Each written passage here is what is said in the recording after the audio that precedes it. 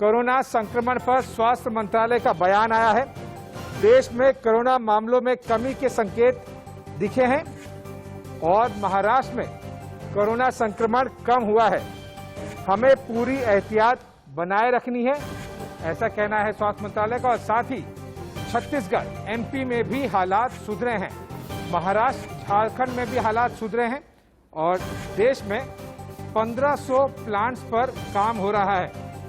Corona से मृत्यु दर में कमी आई है और ऑक्सीजन प्लांट के पास कोविड सेंटर बनेंगे। बचाव में कोई कमी नहीं आने दी जाएगी। साथ ही ये भी बयान दिया गया है कि ठीक होने की दर पहले से बढ़ी है। 1500 ऑक्सीजन प्लांट लगाने पर काम हो रहा है और ऑक्सीजन प्लांट के करीब कोविड सेंटर बनेंगे। नाइट्रोजन प्लांट से ऑक्सीजन बनाई जाएगी। तो ये अपडेट है स्वास्थ्य मंत्रालय का कि अभी फिलहाल सोमवार की शाम को क्या स्थिति है। तो कुछ अच्छे संकेत हैं, सुनिए वो क्या कह रहे हैं। केस में ये भी कह सकते हैं decrease in daily new cases note किया गया है, जिसमें मुख्यतः आप देखेंगे तो पाएंगे कि छत्तीसगढ़ में जहां 15,500 के करीब केसेस आ रहे थे, अब 14,900 के करीब केसेस आने शुरू हुए हैं। दिल्ली जहां पर कि 25,200 के करीब केसेस आते थे, वह करीब 24,000, यानी कि कुछ अर्ली प्लेटोइंग साइंस अभी दिख रहे हैं। मध्य प्रदेश में देखें तो पाते हैं 13,000 की बजाय 12,800। महाराष्ट्र में 65,000 की जो पीक थी उससे कम होते हुए अभी 62,000 के करीब केसेस आने शुरू हुए हैं। झारखंड में भी इसी तरह से एक रिडक्शन देखा जा रहा है। प्लेटोइंग ऑफ केसेस का जो एक अनुमान हम पंजाब में लगा पा रहे हैं, इसी तरह तेलंगाना में भी प्लेटोइंग ऑब्जर्व हो रही है। Early signals of प्लेटोइंग Uttar Pradesh में भी दिखते हैं। इसी तरह उत्तराखंड में भी हम देख रहे हैं कि केसेस प्लेटो कर रहे हैं, लेकिन ये बहुत ही अर्ली सिग्नल्स हैं। जरूरी है कि स्टेट्स और डिस्ट्रिक्ट्स के स्थाई पर कंटिन्यूड एफर्ट्स ऑफ कंटेनमेंट बने रहें, ताकि जो ये गेन्स प्रिज्यूमेबली हमें दिख रहे हैं उन गेन्स को हम प्रिजर्व कर सकें, उन गेन्स के हिसाब से केसेस को और कम कर पाएं। सप्लाई साइड की तरफ से काम करने की जरूरत है, हमारे हेल्थ इंफ्रास्ट्रक्चर पर काम करने की जरूरत है, जिसके तहत कुछ निर्णय लिए गए हैं, जिसमें मुख्यतः एक निर्णय है कि कैसे हम गैसियस ऑक्सीजन को मेडिकल पर्पसेस के लिए यूज करें।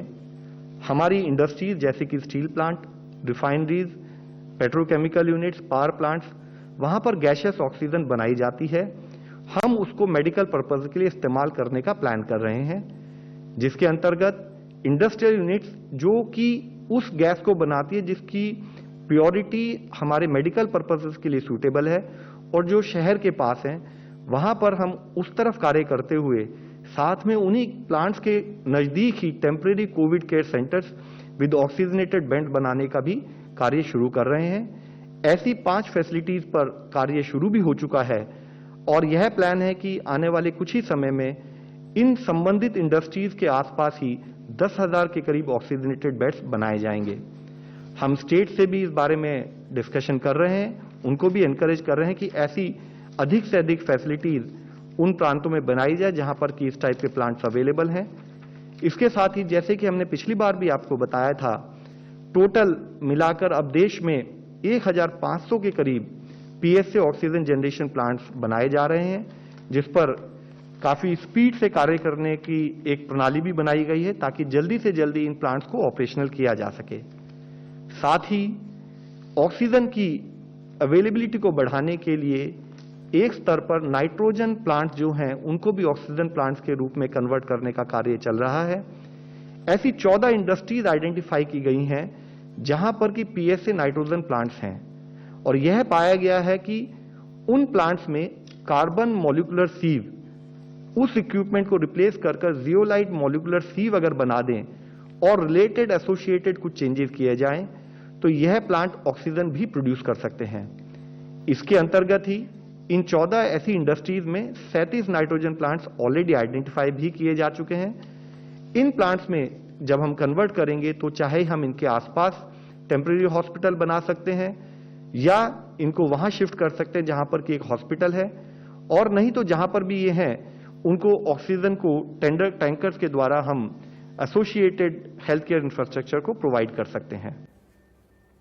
तो आपने सुना किस तरह से मामले थोड़े से कम हुए हैं पिछले 2 दिनों में, लेकिन जाहिर सी बात है कि अभी भी काफ़ी ज़्यादा सतर्क रहने की ज़रूरत है, क्योंकि अभी हालात थोड़े से बेहतर हुए हैं, लेकिन हालात इतने बद से बदतर हो गए थे पिछले कुछ महीनों में कि अब ठीक होने में काफ़ी हफ्ते और काफ़ी महीने लग जाएंगे। और इस समय एक और बड़ी ब्रेकिंग न्यूज़ आ रही है। इससे पहले कि हम अपने पैनल के पास में जाएं, आपको बता दें कि डॉक्टर गुलेरिया एम्स के डायरेक्टर का एक काफ़ी सजेशन बड़ा आया है। वो ये है कि सिटी स्कैन पर उन्होंने अपना एक बयान दिया है, ज्यादा सिटी स्कैन से कैंसर का खतरा है और अगर छोटे लक्षण हैं, अगर कम लक्षण हैं तो एक्सरे कराइए पहले, उसके बाद में एक सिटी स्कैन 300 एक्सरे के बराबर होता है, डॉक्टर गुलेरिया का कहना है। और शक होने पर पहले एक्सरे करवाएं और हल्के लक्षणों में स्टेरॉइड की जरूरत नहीं है, यह भी कहना है एम्स के डायरेक्टर डॉक्टर गुलेरिया का। हल्के लक्षण है, बुखार नहीं तो फिर घबराएं नहीं। दूसरी बात उन्होंने कही है, ऑक्सीजन का दुरुपयोग ना हो। जाहिर सी बात है कि स्टेरॉइड्स यानी कि रेमडेसिविर को लेकर जिस तरह से काफी हाहाकार मचा हुआ है देश भर में पिछले कुछ दिनों से, कुछ हफ्तों से, उसी के मद्देनजर डॉक्टर गुलेरिया इस तरह के सजेशन दे रहे हैं कि ज्यादा सिटी स्कैन की जरूरत नहीं है, अगर हल्के लक्षण है तो पहले एक्सरे कराइए। दूसरी बात उन्होंने कही है कि ऑक्सीजन का दुरुपयोग ना हो, और तीसरी बात स्टेरॉइड्स शुरुआती लक्षणों में या फिर हल्के लक्षणों में न ले। आइए सुनाते हैं क्या उन्होंने कहा। कहते हैं सीटी स्कैन और बायोमार्कर्स, क्योंकि उसका बहुत मिसयूज हो रहा है और वो नुकसानदेह भी हो सकते हैं। तो अगर हम देखें तो सीटी स्कैन आजकल बहुत ज़्यादा लोग करा रहे हैं और ये सोचते हैं कि जब भी उनकी कोविड पॉजिटिव रिपोर्ट आई तो एकदम सीटी करा लें। सबसे मैं पहले ये कहना चाहूँगा कि शुरू में सीटी कराने का कोई फ़ायदा नहीं है। माइल्ड जो आपको अगर इन्फेक्शन है, माइल्ड कोविड है, तो सीटी से कोई फ़ायदा नहीं है। सीटी में कुछ पैचेस आएंगे।